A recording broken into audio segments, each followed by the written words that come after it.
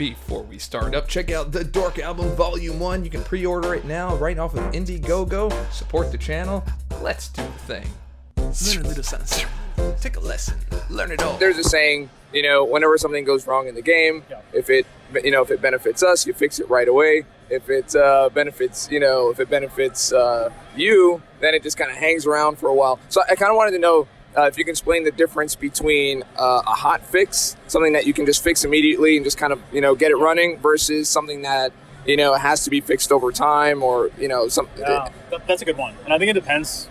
It's kind of tough because it also depends on the nature of what the issue is. For us, when we look at hot fixes, it commonly the stuff that we'll hotfix on, it's kind of the difference between data and client, right? Is so if it's something on the data side where, hey, we can make a change within our data and then push that up to servers immediately, that's something we can do incredibly quickly. And it kind of ranges on what we can actually touch, right? Because there is some stuff, whether it's in a lot of cases, in gameplay or animation stuff, or even within features, right?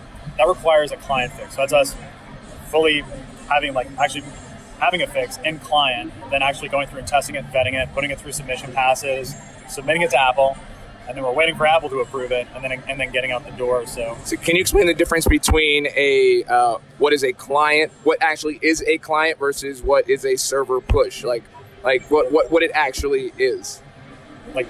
Going into the definition of what those different things are. Oh, okay. So so a data push for us, like I said, there's a lot of stuff in our game that we actually just straight up build all within data. We've created a structure where, good example is quests, right? So for the most part, a lot of quests are completely built within our internal tools, and it's all data side. So it all gets built in spreadsheets, and then it's converted into JSONs and different file structures. And that stuff we can immediately kind of push up to our internal servers, and eventually migrate out to our live servers where everybody in the game is living. And so basically an Excel file upload. Yeah, kind of. That's a really easy way of putting it. And it's so when you look at something in a quest, for example, okay, well, maybe a link node is not properly aligning to the right thing, or potentially, what's another good example of a quest bug?